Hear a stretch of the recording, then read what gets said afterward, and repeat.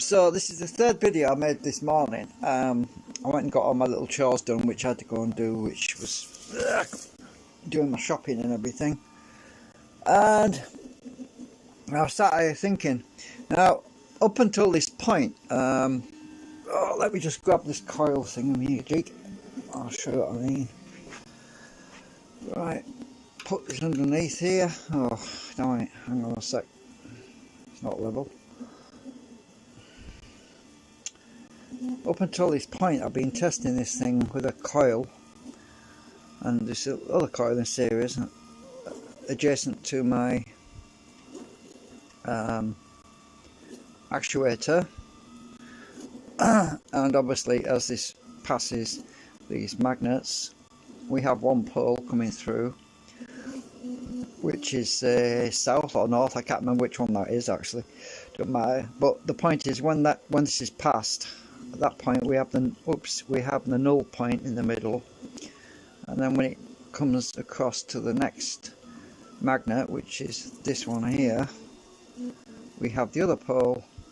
Now in this configuration we've got AC, right, because it's alternating, because it's switching the AC. Now I was thinking about this coil, this new idea, this new design that I'm going to be winding, and something just hit me. I just realised a few minutes ago it's actually probably going to be DC, because that would be different. Now normally when you saturate an inductor or the cores, because these cores are actually moving, normally when you saturate a core you have to reverse the polarity on it to unsaturate it in the opposite direction, otherwise you don't produce any power. But because these cores are moving, they're actually being biased with one pole, and that's going through the coil, or wherever the coil is. Then it's biased by the other magnet on this side, so it's been reverse biased. So we do have reverse biasing going on in the cores, which is good news, because it wouldn't work very well if it wasn't being saturated and then reverse biased. But the thing is, if I wind this special coil which goes over like this, which I explained in the previous video, and because, stay put with you, I want this to stay in the middle, but it's been awkward. It's a piece of cardboard, obviously. This represents a coil that I'd wind across. Now, when it's in the middle, we are effectively collecting power from this pole on this side. Sorry, I need to stick something on this to stop it moving. Hang on a minute. What can I stick in there? Oh, that won't fit. I'll blue tack. Yeah, I'll get my blue tack in a minute. I want to stick this in this position, you see. Right, I'll stick this so it doesn't move around so much. Right, that's good. Now, if this side of the coil, right on here, has been biased by these magnets on this side, which is the exit point, and it's in the same phase as this one, effectively being biased by the other polarity of the magnets on the entry point, because it's entering and this is exiting. So what we effectively would have is a DC coil. Interesting. I mean, I thought about that and I thought, hang on a minute, because this coil is only, this side of the coil is only ever going to see this pole. It's not going to see a different pole. It's only going to see this pole, right? And because this side of the coil is only ever going to see this pole, right? But the actual laminations themselves are going to be flipping the biasing around. This would make the coil a DC coil. Now, there's a good thing and a bad thing about that. The good thing is that we would not need a rectifier, just smoothing capacitors. But the bad news is, because it's DC, we would have greater losses in the DC resistance of the coil, because as you know, electrons flowing through the wire. Normally an AC electric field is more efficient than a DC electric field due to losses. This is why all homes and domestic homes and factories are provided with an AC generated electricity, because AC, because the electrons in the wire are going backwards and forwards like this, because they're actually going backwards and forwards, there's like a pumping action and you get more out.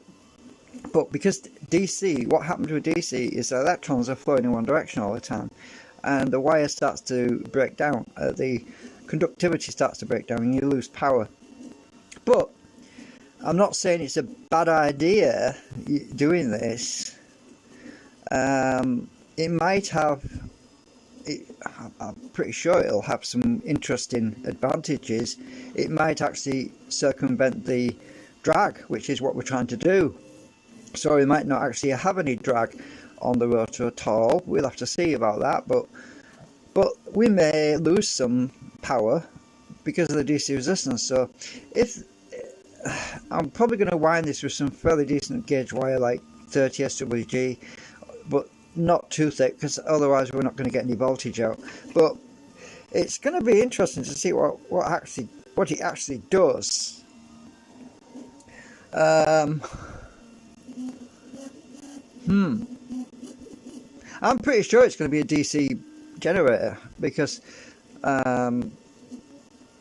this coil is only ever going to see one pole on each side. It's not going to see the other pole, unless of course the coil was wound so that it was in between. The coil was much larger, this was much larger, and there was more magnets, another set of magnets over here in these slots, which are empty right now, and we had another set of magnets in these slots over here, which were a different pole, and the laminations crossed over from this pole to this pole, and this was in between. I don't know if you know what I mean, in between those two poles, and it was switched from that point. Then it would probably become AC again.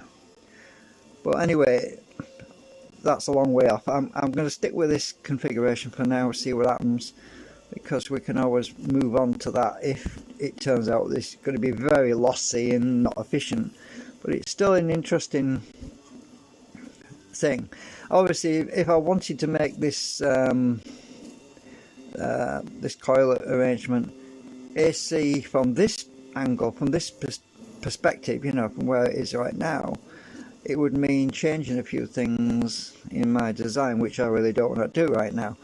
But I think I'll just stick with this for now, see what happens. But yeah, I just realised, I mean, I was thinking about this earlier and I thought, oh, hang on a minute, if that pole's always that pole, and this pole's always this pole, and it's being actuated by these laminations moving through, it's going to get pulsed, yeah, but is it going to be AC or DC?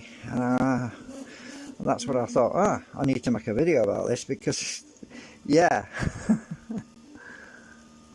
But I'm not sure. I'm not 100% sure, because let me take this blue tack off again, because now with this in this position, the magnetic field from this side is crossing over through these laminations. So if I fold this coil further in like this, it would probably become AC again. Do you see what I'm saying? Because they're coming into contact with this side. So if that coil was wound in the shape of that cardboard, and we folded it more like this, oops, sorry, horrible working with cardboard, it won't stay. So if it was like that, then we might have AC. So I'm going to have a lot of fun, I tell you, when I wind this coil. It's going to be a lot of fun to see what happens when we do that, or do that. Oh, you know what I mean? Widen it out, spread it out, and do that. It's going to do different things. Because if you bring them together, we probably will get AC like that. If you see what I mean. Because the flux is going to be coming through, and it's going to reverse this side. And those laminations are pointing away, they haven't actually entered. So when the coil, if it's wound like this, and then the back edges are folded towards each other, like that, it's going to be, These edges where they come together are probably going to cancel out though, because unless they're apart, and there's a gap there. So yeah, it's going to be fun to play around with that. Yeah, you see what I'm getting at. Yeah, I'm going to. I'll start modelling a coil winding jig, possibly in the next day or two, because I've ordered some more filament. Because my filament, I'm printing the last of the new array holders, and my filament, it's nearly run out. Let me get my torch and see how much there is on there. So it says it'll be here by the 14th of February. Oh, I've got quite a bit left. It's not run out yet, but I should be able to have enough material to print coil winding jig set up, so I can wind this coil in this to create this form, and then I can get something done in the meantime. So I was thinking about how to do the best way of doing the jig to wind the wire onto, because it would need to be tapered so that when I bend the wire, when the wire, I've dropped it on the floor now, when it's flat and the coil's wound flat on the paper, when you bend it, the inside will crunch up a bit, it will start to buckle, and the wire on the outside, where you're bending it inwards, would get tight. So the way to overcome that is to have a tapered coil bobbin thing. What I mean is, let me just use this blue tack. Hang on, let me just put the phone down a minute while I shape this. I'll show you what I mean. Hang on. I can stick it in my phone thingy. Hang on. I'll stick the phone in this thing a minute. Alright. I can maybe show you what I mean. Right, so I use this blue tack to just show you what I mean. If I have a former, I'll just flatten this out. This is just the part where the wire goes on, by the way. So if the former's tapered slightly on the ends where the wire lays onto, sort of like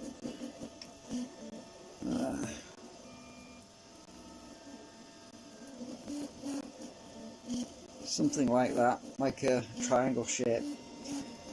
Right, if the wire is wrapped around a triangle, then when I take the wire off it, and I bend the wire around, in theory it should straighten itself out on the edges, if you get what I'm saying. I think I've done that right. Yeah, this is looking, I think it's in that axis, along there, like that sort of thing. Oh, it's got upside down. Something along that. Yeah, so it would be, if it's on that axis, I've got I've got it wrong way up. That's right, I think that's right way up. So the tighter part would be on these bits, on these, where my nail is. That would, when I bend it, the outside would get tight. So that would be, yeah. Anyway, I'm just trying to what I get. What I have to do is just have to model something and print it. I'll do a small thing, like something about that size, just to test. But obviously, it's going to be a lot thicker than that. Then I'll bend it and test it and see. I have to get it right so that when I bend it round, I don't have loads of wire buckling out and bulging out in the wrong places, you know what I mean? It's a bit fiddly, so I'll just try and, like a step coil anyway. Right, so I'm going to get this damn phone out of this thingy again. Oops. Right, so I've nearly got the third one printed. Nearly there. We're at 92.9%. I've got two on here. I haven't acetone them yet. I'm going to do them all together. So yeah, so I'm still thinking about this thing. So yeah, we would get to see if the coil was closer together, but you see it would, because of the coil, if it was actually, if they were too close together, it would cancel itself out again, wouldn't it? So, because it would, as it's entering, it would enter this side, leave this side, so that would cancel out unless it was further apart on the two poles. So it's a bit of a enigma.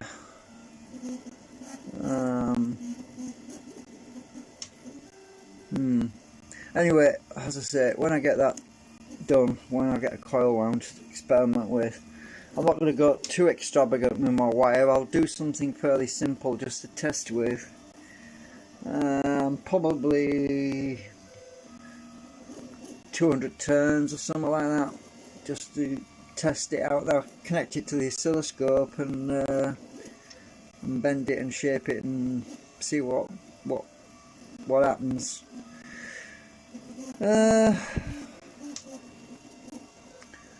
Don't know what else there is right now. There isn't much else. I was thinking about my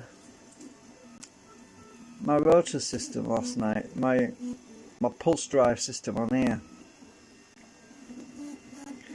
About whether or not that could be adapted in some way at some point.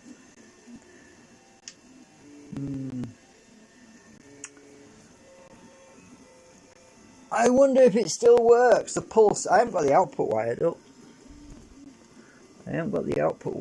But don't know if you saw it. It wasn't in my previous videos, but let's see if it actually still spins. Because I think it should do. I need my batteries to drive the pulse drive circuit. Thought I might as well entertain you a bit while I'm here. Right, if I hook up this battery bank to my pulse drive, where's the clip? There's the clip. We'll find out if that will still. Oh shit! I dropped the batteries on the floor. Oh, don't say I pull wires off. No, I haven't.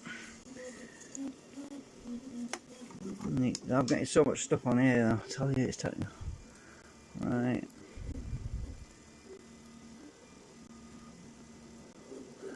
Wrong way around.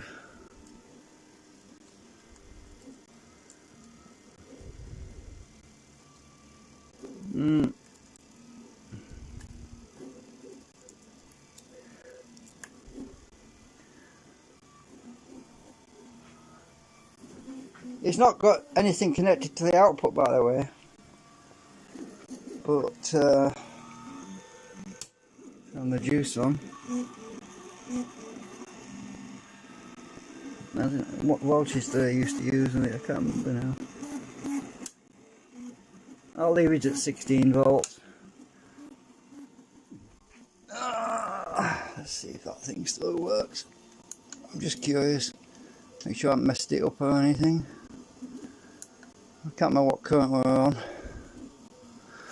Let's see if this thing still starts.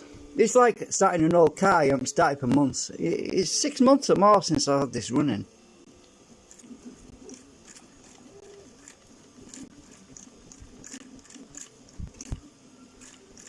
Is it connected?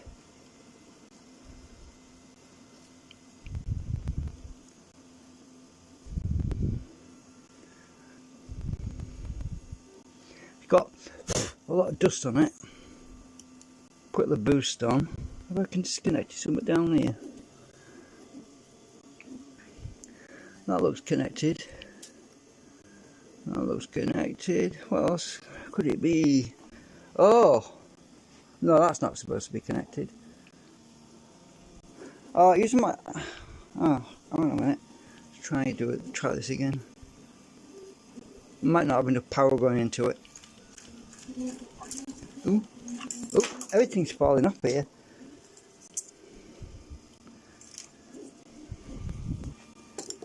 Right.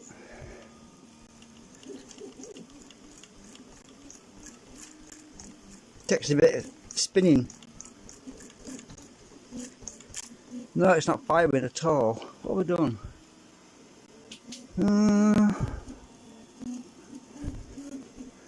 We've got power going to it.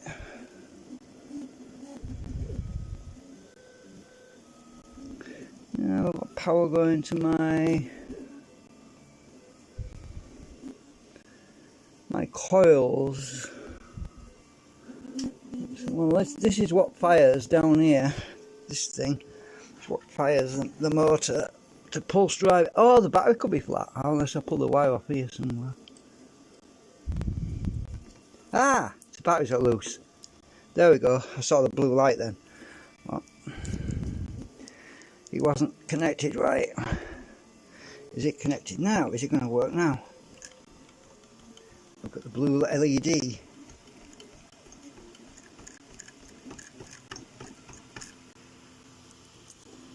Ah, you bugger. The batteries aren't connected right.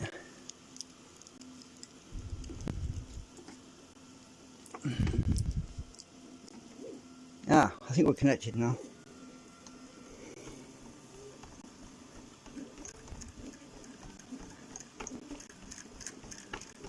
Come on.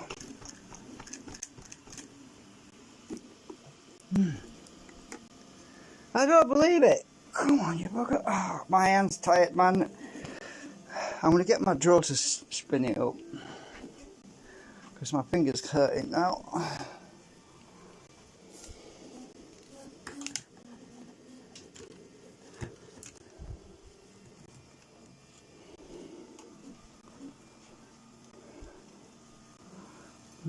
Oh, just a minute. Hang on a sec.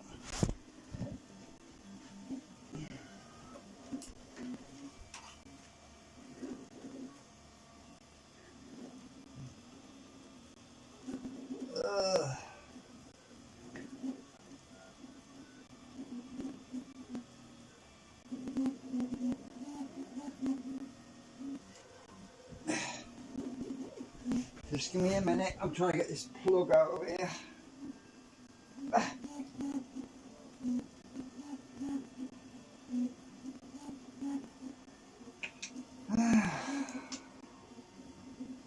Right.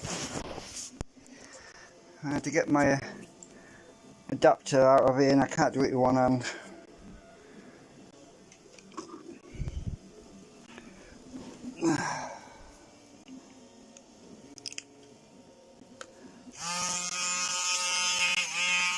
See if we can get this spinning.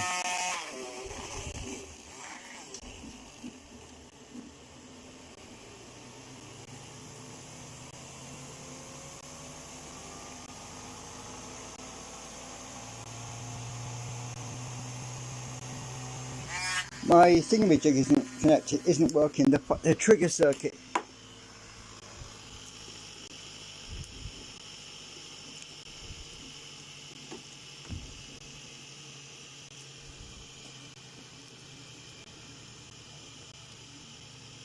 Something got broke.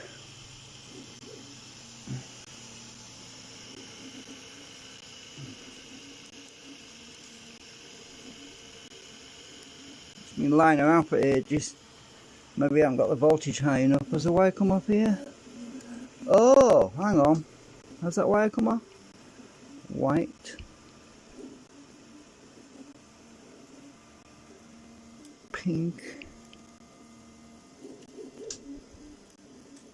Well, it should, in theory, it should fire. I don't know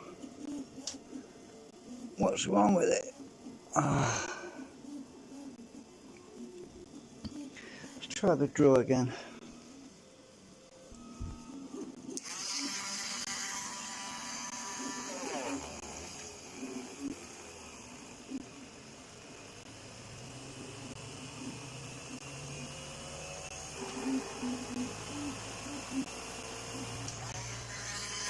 Nope, it's not firing.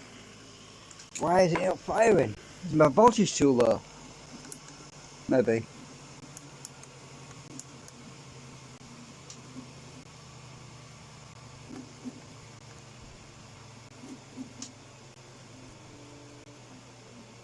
I'm at 51 volts now.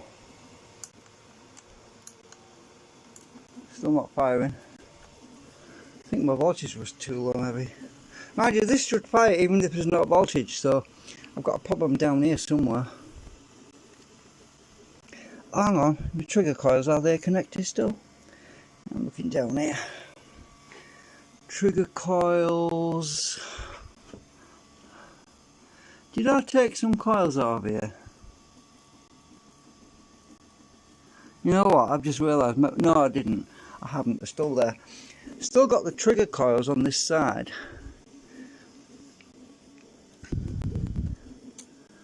Have I pulled the wire off?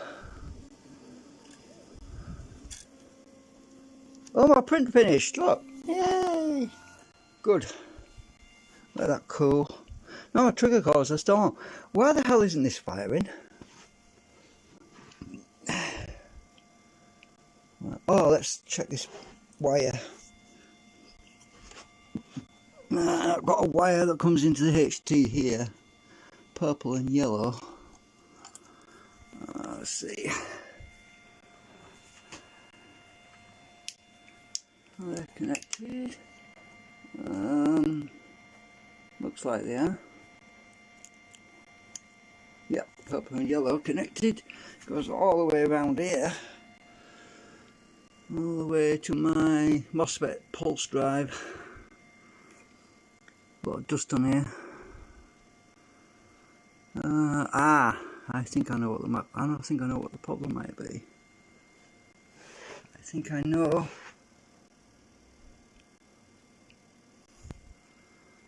I have a suspicion that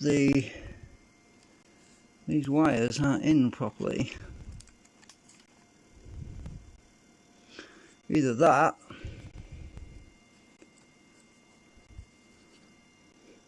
or these flipping batteries just aren't connecting. I thought I'm going to get the other batteries.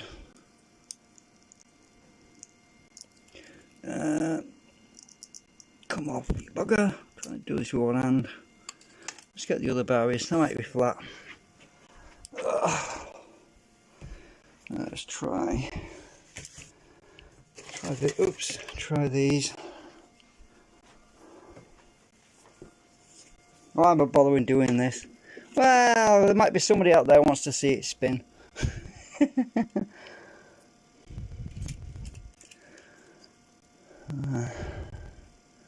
Besides, what I'm curious about is balance. It's been sitting here for 6 months now, and it's not been run. And it's perfectly imbalanced just by spinning it with my drill. Ah, yes, the other batteries must have been flat. Let's try again. I saw it fire then. Right, let's try this. Yeah! There we go, it's firing. Look. It's working! This thing can go up to 8,000 RPM. I need the other batteries. I need a battery to run my... These are probably too flat to run the device, but they might run the RPM meter. Let's find out. I'm just hooking up the RPM meter.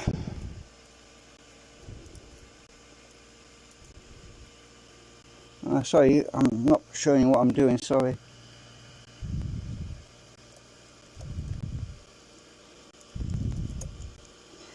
Flipping heck, it's hard to see. Oh yeah, look at them batteries, they're flat as a fart. They want charging. Look at that, spinning. Not producing any output though, because there's nothing connected, the coils aren't connected up, because my, I need some batteries. I'll try these. This might run it, I don't know. I'm going to try that. Sorry, I'm going to make you all drunk now, walking around. Will this run it? Oh yeah, we have RPM. It's a bit low though. Let me get connected.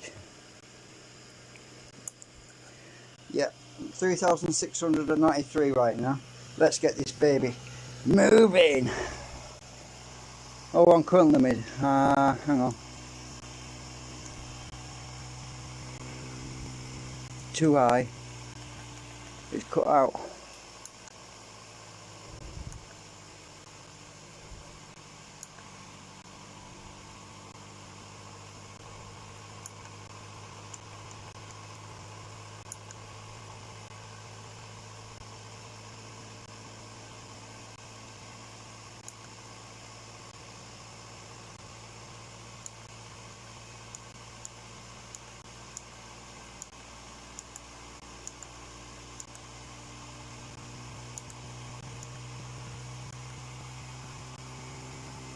Right, that's better. It's picking up speed now.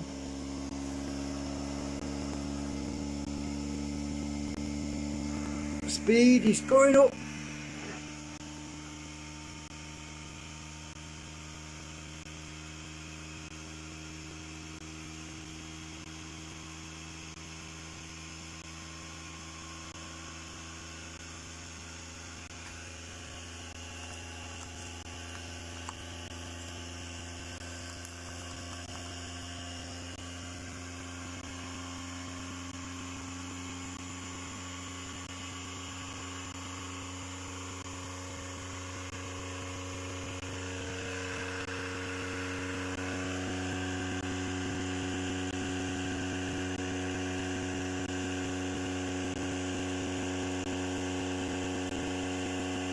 Well, the current limit is set at 500 milliamps on the low side, so I can't go much higher than that. But I have had this up to 8,000 RPM in the past.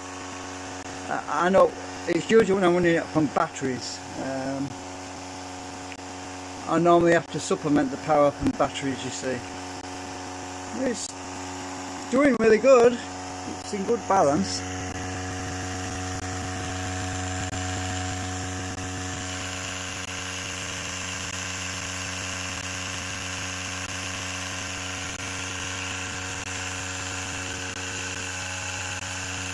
That's the RPM sensor there. Oops. I was looking for that clip, it's here. I've been looking for that, isn't it? As I say, none of the output coils are connected to anything right now. Unless I short these together, because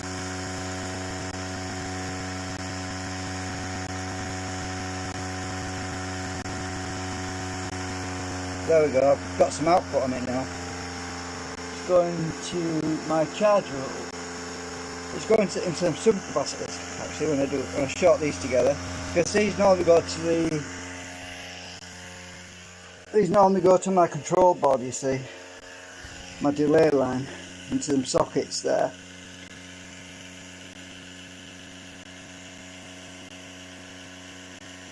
So I just thought I'd show you that if you haven't seen it. But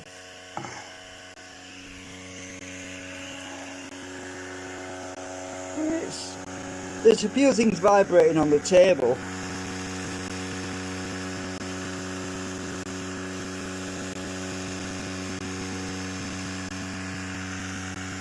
But it's in good balance.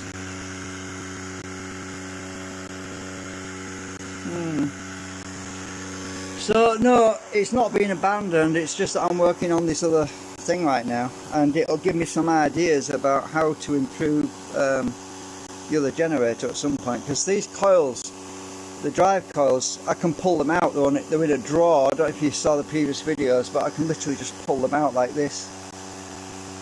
It'll go all weird when I pull this, you watch. If I can get it out. It's got a bit stuck actually. It's been in there that long, it's kind of got stuck. The pulse driving is about 26 milliamps, 26 volts, sorry, 27 volts. 300 milliamps on that, on 26 volts, but it's actually 500 milliamps. It's probably more than that actually on my power supply over there, which is a bit far away. It's running at 5,683 milliamps, 83 RPM, sorry. 5,685 RPM right now. Anyway, we'll turn it off because them batteries over there are flat. I need the lithium. They'll get destroyed if I don't charge them up. So I need to go and get them charged up now. So we'll. Oh, I'm upsetting now. I put the boost on when I shouldn't have done. I thought it was already on boost, you see.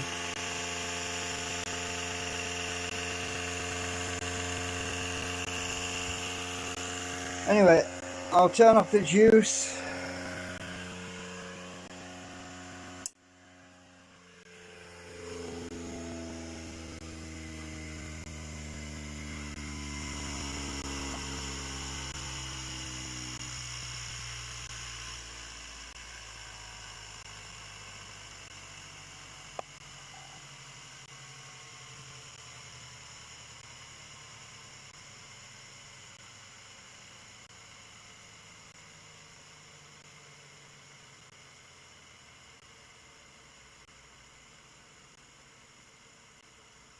It's about 1,000 now.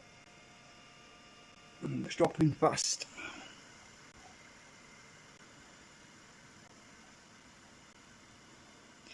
When it gets to about 700, the pulse circuit doesn't work anymore. Disconnect this battery now. Yeah, it still works. It's still in balance as well. Get the damn clip off. There we go. Right. So I'm a bit worried about my other lithium batteries over here because I didn't realise they were flat. I must have discharged them too much. If they get below 2.5 volts per cell, then they're basically destroyed or finished and they'll never work again. So need to check them to make sure they aren't completely dead, because otherwise I'm going to end up throwing them in the bin. I can't get them with them. I'm hooked up on something. Come out. Right. Go to DC and check my batteries are good. I'm hoping they're not totally. Oops. I'm hoping they're not totally ruined, because they were apparently dead.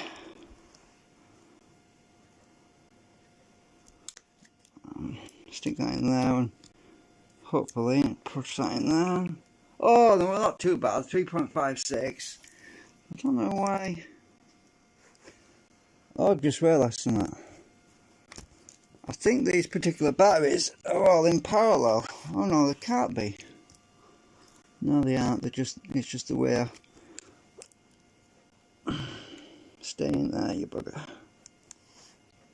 No, we're good. 3.27.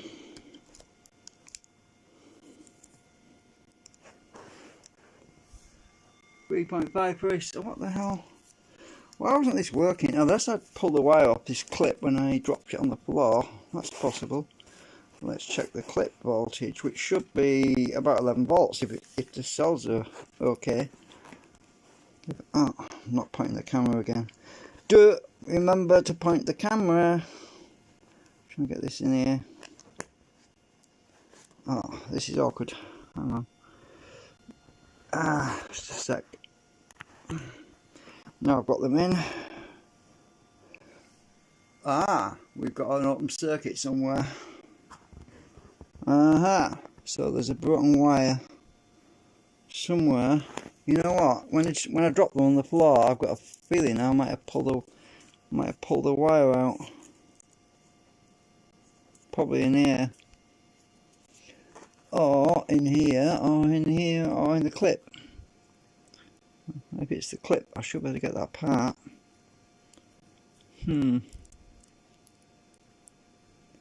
Yeah, it looks like one of them clips that you can pull apart, stick a screwdriver in it and pop it off.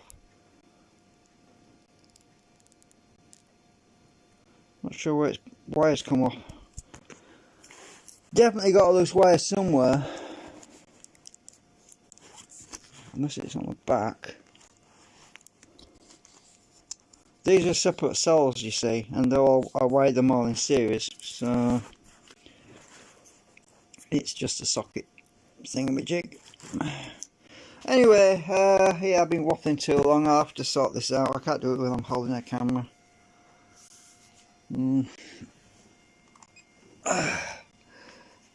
So anyway, I'm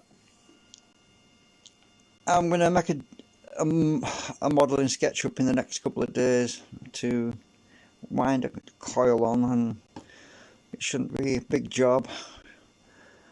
It's just that the wire's got to come off the holder when I've wound it, and I've got to bend the wire around this thing. So I'm going.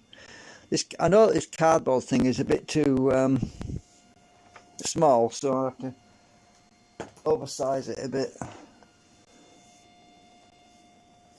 Yeah.